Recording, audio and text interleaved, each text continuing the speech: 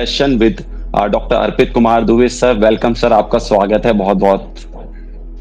नमस्कार, बहुत बहुत धन्यवाद Aditya ji. Thank you. To be a true student of yoga, to be a true teacher of yoga, to be a true practitioner of yoga, Sanskrit is must in all of it. इसका कोई replacement नहीं। बहुत सुंदर sir. तो फिर अगला सवाल मेरा सिंपल होगा, जैसे आपने एग्जाम्पल दिए कि किस तरह संस्कृत इम्पोर्टेंट है, तो सर जिसने मान लीजिए बचपन में आपकी तरह मौका नहीं मिला गुरुकुल जाने का, तो वो अब अपने जिस भी फेज में लाइफ के किस तरह से संस्कृत को सीख सकते हैं? जो आपने बोला एक एलिमेंट्री जो संस्कृत है, क्या कोई माध्यम है सीखने का, या कोई आप सॉल्यूशन बता सके किस तरह से वो हम बेसिक संस्कृत सीख सकते हैं, जो कि ये सारे टेक्स्ट को हम पढ़ सके, समझ सके? ये प्रैक्टिकल क्वेश्चन है, क्योंकि इतना इम्पोर्टेंट संस्कृत का है तो इसका क्या उपाय है। तो देखिए, इसके लिए ना तो हमारे भारत में अनेकों संस्कृत के विश्वविद्यालय, भारत सरकार बहुत अच्छा एफर्ट पुट कर रही है कि संस्कृत को मैक्सिमम लोगों तक सिखाई जाए, समझाई जाए। और जब कभी आप कॉन्स्टिट्यूशन का डिबेट पढ़ेंगे तो उसमें बाबा साहब भीमराव अम्बेडकर जी का तो मत ही ये था, उनका व्यू ये था कि हम अपने देश की भाषा संस्कृति क्यों न करें, उसको लेकर कहीं कोई विरोध नहीं था। तो अब आपने सीखा कैसे जाए, तो देखिए इसका सबसे सरल जो उपाय है ना, वो है सेंट्रल संस्कृत यूनिवर्सिटी, जिसको हम केंद्रीय संस्कृत विश्वविद्यालय कहते हैं। पहले वो राष्ट्रीय संस्कृत संस्थान था। राष्ट्रीय संस्कृत संस्थान में या सेंट्रल संस्कृत यूनिवर्सिटी ने एक दीक्षा प्रोग्राम बनाया हुआ। उसमें प्रथमा दीक्षा, द्वितीय दीक्षा, तृतीय दीक्षा, चतुर्थ दीक्षा, पंचम दीक्षा, मतलब 5वीं दीक्षा तक, 5 लेवल 1 2 3 4 5 6 5 तक कभी हम जाए तो आपको आ से लेकर के और श्लोक को खुद पढ़ना और खुद समझने के लिए उन्होंने पूरी एक टीच योरसेल्फ संस्कृत करके बुक बनाई है। और वो बुक इतनी अद्भुत है कि मुझे नहीं लगता है कि संस्कृत का स्टूडेंट होने के नाते, ये हम लोग के टाइम उतनी अवेलेबल नहीं थी। उसमें आपको थ्योरीज है, उसमें आपको प्रैक्टिस है, और इतनी अच्छी प्रैक्टिस है, इतनी कॉम्प्रिहेंसिव बुक बनाई है। तो अगर आप सेल्फ लर्निंग करना चाहते हैं तो पहला उपाय है कि आप वो दीक्षा बुक ले लें। प्रथमा दीक्षा के 2-3 वॉल्यूम है और उसमें थ्योरी भी है, प्रैक्टिकल भी। आज आपने थोड़ी सी 3 पेज थ्योरी पढ़ी तो 10 पेज आपको प्रैक्टिस करना है धीरे धीरे। फिर द्वितीय दीक्षा, तृतीय दीक्षा, फिर साथ में भी सेंट्रल संस्कृत यूनिवर्सिटी ऑनलाइन और ऑफलाइन दोनों तरीके के दीक्षा बुक को पढ़ाने के पाठ्यक्रम चलाते हैं। तो आप उसको बहुत सुंदर। सेंट्रल संस्कृत यूनिवर्सिटी की वेबसाइट पे जाइए, मिनिमम चार्ज अवेलेबल है। आपको ऑनलाइन कंफर्टेबल ऑनलाइन कर लीजिए, ऑफलाइन है तो ऑफलाइन, और धीरे धीरे लेवल 1 2 3 4 5 एक सब 5 लेवल पहुंचने का मतलब है कि आप मतलब एक ठीक ठाक संस्कृत के आप एक स्पीकर हो गए और आप किसी भी टेक्स्ट को पढ़ सकते, समझ सकते, क्योंकि उसी हिसाब से डेवलप किया गया।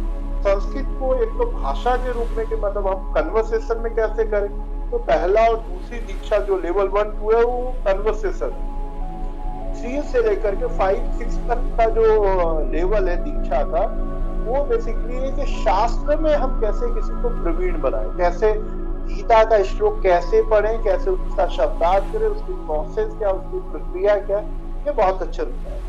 दूसरा एक सॉल्यूशन ये है कि जैसे हमारे यहाँ एक एनजीओ है संस्कृत भारती करके, तो वो 10-10 दिन के अपने कैंप लगाते हैं। तो मैं तो सबसे रिक्वेस्ट करता हूँ, जितने भी योग्य हैं, कि आप 10 दिन अपने लाइफ के डेडिकेट कर दीजिए संस्कृत। उस 10 दिन में आप बहुत कुछ सीख के निकलेंगे। उसके बाद आपके पास दीक्षा बुक है, आप उससे अभ्यास कर लीजिए। देखिए 1 महीने 3 महीने 6 महीने डिफिकल्ट है, बट 10 डेज आप अपने आसपास पता करिए कि यहाँ पे संस्कृत संभाषण कहाँ पर है, संस्कृत कहाँ पर, संस्कृत भारती को आप सर्च करिए, वो हर जगह अवेलेबल है। और भारत और विश्व में संस्कृत भारती ने बहुत अच्छा काम किया है।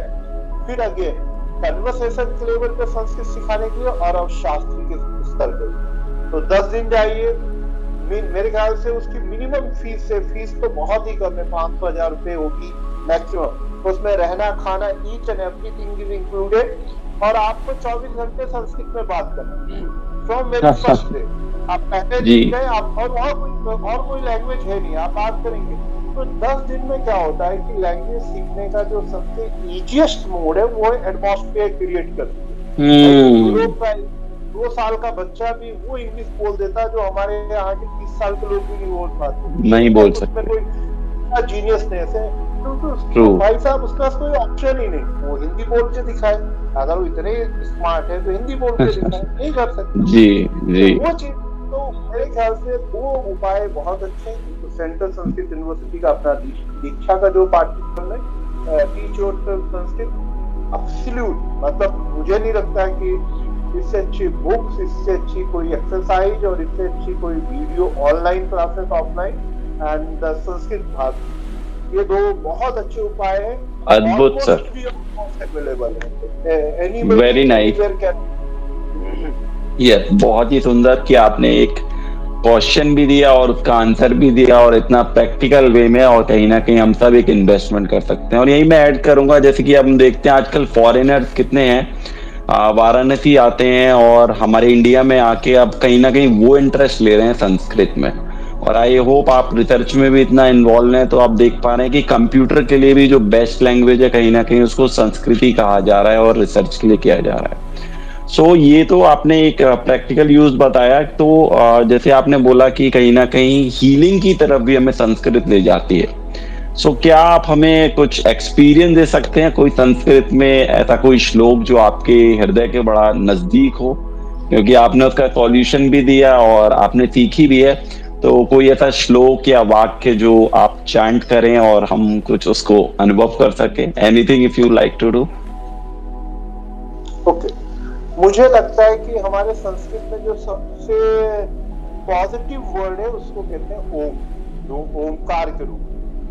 तो आप ओमकार पे तो आपको कम से कम नहीं तो 1000 से ज्यादा शोध पत्र मिल जाएंगे, जो आपके फिजियोलॉजिकल, साइकोलॉजिकल पैरामीटर के पीपल डाटा लेकर के और उसको न्यूरोलॉजी, उन सब में बहुत अच्छा इंटरेस्ट। तो मुझे लगता है कि अगर आपको संस्कृत की ब्यूटी को समझना है ना, तो ओम से अच्छा कोई भी शब्द नहीं।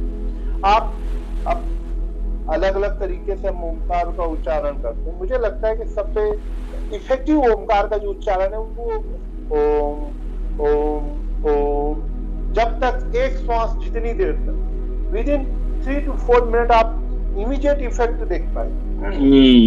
फिर श्लोक और मंत्र तो बहुत जाते हैं। ये ओम एक ऐसा शब्द है जो हार्मलेस है, जिसके लिए कोई बहुत नियम नहीं चाहिए, बहुत व्यवस्था नहीं चाहिए।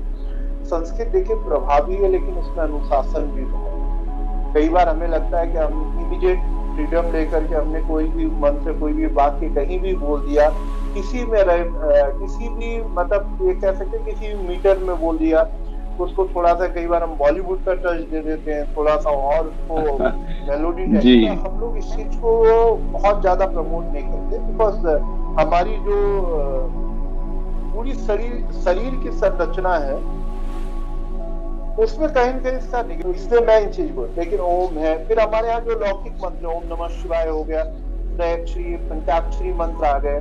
जैसे मैं तो जिस वर्ड को बहुत प्रमोट करता हूँ, that is from the Bhagavad Gita, Gopal Nandan. मैं कहता हूँ ओम भी बोल सकते हो, तो गोपाल नंदनम, गोपाल नंदनम। अब ये साउंड इतने अच्छे से, मतलब इसको कह सकते हैं स्ट्रक्चर किया गया है, ये पूरी बॉडी, मतलब आपके शरीर और मन की ऊर्जा के स्तर बढ़ा देता है। और अभी तो कुछ इस पे मैं रिसर्च भी कर रहा हूँ, पीपल डाटा लेके, जो साइंटिफिक टेक्नोलॉजी है। तो मुझे लगता है कि ये चीजें बहुत इफेक्टिव है। तो हीलिंग तो बहुत छोटी सी चीज है संस्कृत में, और मुझे लगता है कि एक अगर हम लार्ज लेवल पर देखें, इसका प्रभाव शरीर पर भी है, मन पर भी है, और दूरगामी परिणाम। ये नहीं कि आज हो गया आज खत्म हो गया, वो जो पॉजिटिविटी है वो सस्टेन करने वाली। अमेजिंग, बहुत सुंदर सर। और लास्ट में बस मैं इसको बाइंड अप करूंगा कहकर कि मैं पढ़ रहा था एक पुस्तक को, तो उसमें कहा था कि जो संस्कृत में लेटर्स हैं वो कहीं ना कहीं हमारे जो चक्रास होते हैं उनके पेटल से भी कनेक्टेड हैं कहीं ना कहीं। सो जब भी हम उसको चांट करते हैं तो हमारे चक्रास की जो एनर्जी है कहीं ना कहीं वो भी बैलेंस होती है। So it's an amazing thing, like you have taken us to this beautiful journey of Sanskrit. So much for connecting. Thank you so much for your energy and effort. Thank you, sir. Thank you, Ashish. Thank you. My best wishes, Aditi. Thank you. Thank you. Namaste. Thank you, sir. By Ashish, who has a deep desire to connect with people, to converse with people on their journey of yoga in search of bliss and their life transformation.